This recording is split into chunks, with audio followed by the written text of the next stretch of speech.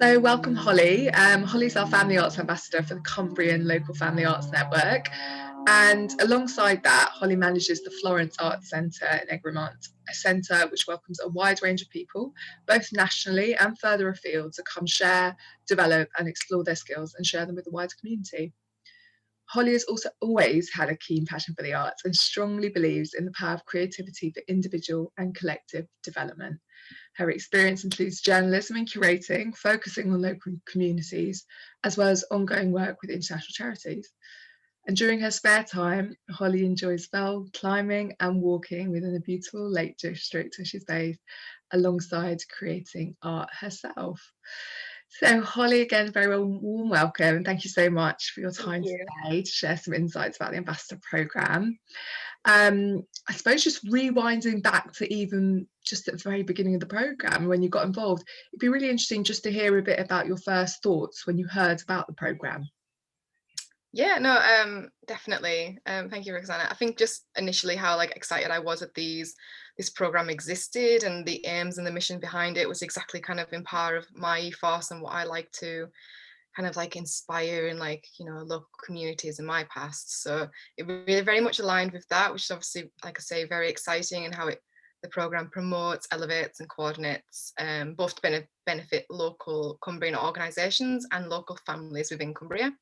As I say, it kind of really much echoes my thoughts to a large extent, and subconsciously from my own personal experiences, specifically within my school days. I would even say that the general value of the arts and creative thinking and the value to society.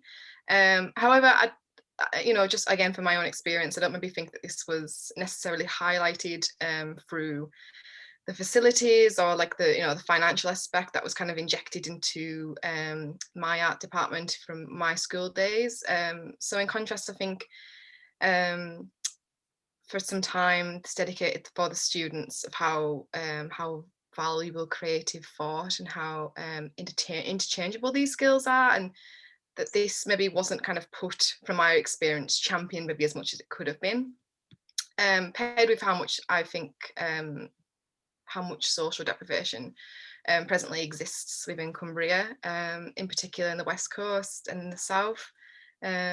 Within my home county, of which I love, developing a network specifically aimed to reach most deprived families and develop their relations and involve them within their localisation organisations was the element which particularly inspired me to the programme. Oh, it's so wonderful. Sounds like you're such a great match, as we know, such a great match for the programme, and that really kind of personal passion for advocating and promoting the value of culture and creativity, children and families together. So obviously the programme started back in October 2019, so we're well over now, a year and a half into it, and it'll be ending in July next year. But it would just be great to hear. It's been quite a roller coaster, really, I suppose, of a journey so far, just obviously given the massive impact of the pandemic. It'd be really interesting to hear about, despite the challenging circumstances, what you think the biggest success or successes of the programme so far have been. Yeah, no, of course. Yeah, thank you for highlighting. Yeah, because we started in September 2019. So we were pretty much getting to grips with this, and obviously we've seen that since, the majority of our time, unfortunately, the programme has occupied under the umbrella of the current pandemic crisis, which of course has presented many negative and many negative changes to the programme.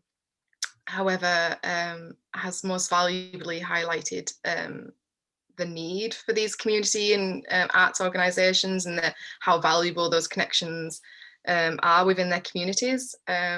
So I think just kind of, I suppose, kind of elevating or trying to keep present at least those connections, even though we can't physically occupy these spaces. I feel like the creative thought to adapt to these new and trying circumstances within the range of network organisations and the people within them have indeed been very inspiring. Through the time working remotely, we've engaged in particular with more non-arts organisations within the local network, which maybe under normal circumstances perhaps may not have been our first port of call within the programming. And I think the benefits of joining these and engaging in these conversations has made us realize that the extent of maybe the training facilities, the surveying, the connections generally have in particular structured the network in the position now where we can come out and we can coordinate, and the benefits and the knowledge and the learning that we have within our remote learning has kind of created. In particular, North Lakes food banks, which we've been able to engage successfully to promote creative practice within the home through a range of materials, activities and information about the national campaign and where they can find their local arts organisations, as well as course training for vulnerable families within Cumbria, and how we hope to now engage families more with us now that we open back up and see a return to visitors. So it's kind of, I think, finding with these packs that we secured funding for. We put 50 out, and they were paired with like the family pack food voucher summer scheme. So this was kind of wrestling with the online v practical activities within rural areas, and I think this is kind of a really nice balance, because obviously, I mean, so ironically that our first conversation was cut short because of my internet connection, and then obviously pair that with maybe families that, for instance, one of the partners I was speaking with was telling us how they were literally doing their school learning on a phone as well. So it's trying to reach these families with like physical materials that we can kind of elevate and maybe kind of, you know, have people not necessarily glued to their phone as well.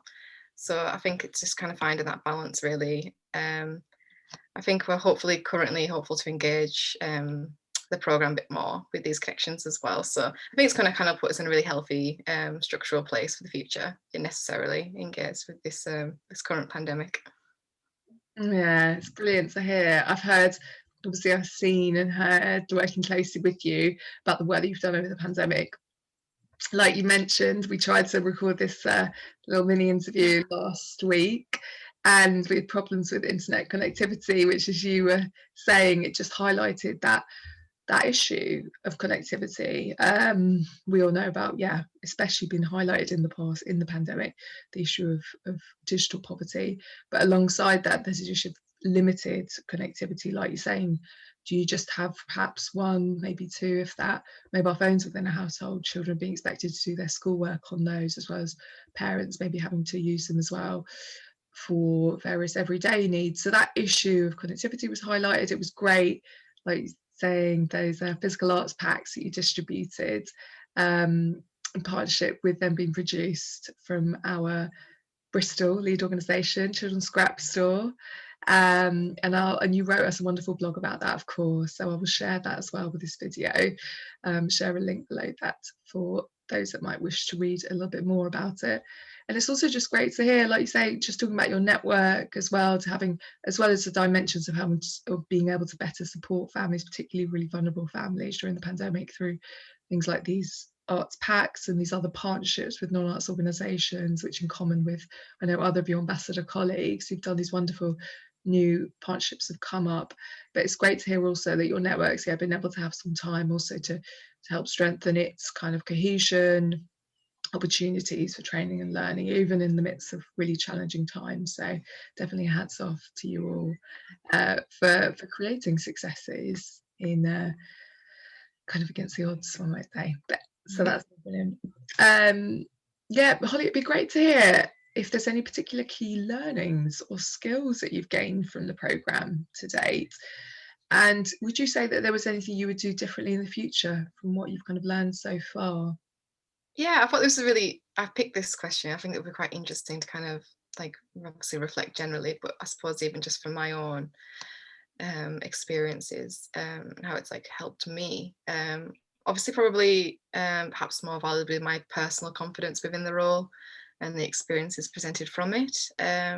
Moreover, my communication and the range of connections throughout the county.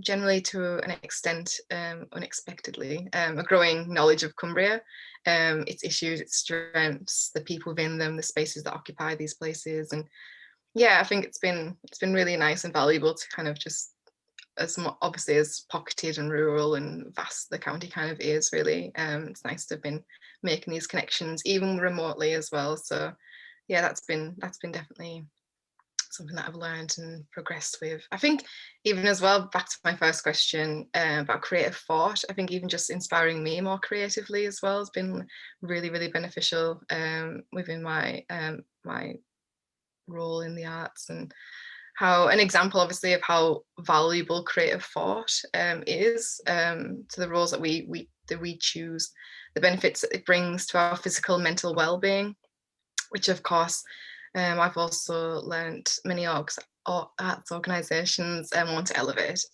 brings into question the important role the arts needs to play within society, especially during these strange times, and a reminder of how valuable they are to our communities.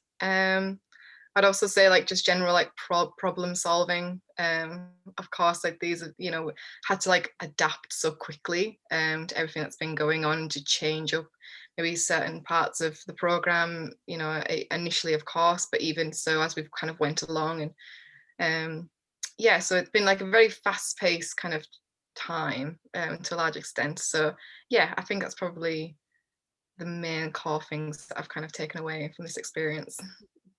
Oh, brilliant. Yeah, so I've seen, I think you've excelled and, you know, gone from strength to strength, started off really strongly, obviously, you're a very capable, confident, you know, brilliant person. But it's been wonderful seeing it. So great to hear from you that obviously from those kind of personal as well as professional dimensions, like you've really come on quite a journey in the programme so far. And it's really interesting. I know that you've done great work in, like you're saying, extending links and contacts with new organisations and bodies across Cumbria. And obviously it just brings to mind for myself how that's an added challenging component for your role in particular, in your context rather in Cumbria, because obviously it is quite geographically disparate, spread apart. Mm-hmm. So that's obviously one of the, you know, the other ambassadors, we've got quite different contexts within which they're working, from urban city contexts where organisations might be more closely clustered to somewhere like Cumbria. Sally Ann, obviously in the northeast as well, our ambassador up there, she's got a similar kind of context. But I know that's a challenge, and one that you've risen to brilliantly in continuing to reach out to new organisations and forge new kind of relationships with them, working relationships, potential collaboration. So yeah, great, and we'll continue to be excited to see what comes out of those as the programme continues to unfold in the next year or so. So finally, just to wrap up, if there was anyone that you were to be talking to someone who was thinking about working collaboratively with others as part of a family arts network, would there be any particular key learnings or advice that you'd share with them? Yeah, I think, you know, although working alongside fellow ambassadors, coordinators and managers of the programme like yourself, obviously massively and undoubtedly invaluable to our progress, I would pair this with the extreme importance of learning and listening and understanding people within your specific community, and in turn inspiring and engaging with a broad range of organisations, specifically within Cumbria, which has taught me much about the specific needs for and the dynamics of the community that I live in. I probably seek to engage with those probably need it the most. Of course, there are many well-established and key organisations of which we owe more success to. However, I think, you know, I think the collaborating with maybe those that are a bit more smaller, who need a bit more guidance with regards to kind of like staffing capacity, contact in contrast, maybe speak volumes to the grassroots work and the knowledge of the families, which we need within most within our communities. So yeah, I would say generally just there has been times and organisations where we've kind of met and maybe been a bit put off by, you know, because of the lack of resources that maybe they have physically within their capacity. But, you know, when you dig a little bit deeper, the knowledge that they have and the families and, you know, just the community, even the little small communities that they have, and the knowledge of those for those families, I think is incredibly invaluable. So I would just try to maybe engage with them maybe a bit more alternatively and keep them in the loop of certain things and help them as much, because I think that what they have really is really key to the success and kind of obviously the aims and the mission generally of kind of what we're doing as a program. So yeah, I think I would really say that, to be honest. It's a really wonderful insight to share, that not only just obviously listen, try to hear the voice of families as much and continue to listen and better understand their position, but like you say, those small organisations, I guess particularly that are really embedded in communities perhaps, and have worked with families and understand better the barriers to engagement that a lot of them face. And so I think there's a really wise point, as you said, just that whilst on the face of it, they may not have so many things to, inverted commas, contribute insofar as physical resources, large capacity, etc. But really that knowledge is obviously enormously valuable. And it's always a case, isn't it, of recognising each other's strengths. So whereas a larger organisation might have that capacity and physical resources, what have you, that, you know, pairing that with the wonderful knowledge and in-depth understanding of communities that small organisations have can really lend itself to really powerful partnerships and collaborative opportunities. So I think that's a brilliant sharing and brilliant insight to wrap things up this mini interview yourself. So thank you so much, Holly, again. Really wonderful to hear from you. Such valuable insights, as I said. So thanks so much for sharing your time, and look forward to hearing and seeing more as activity unfolds over the months to come in Cumbria. Thank you.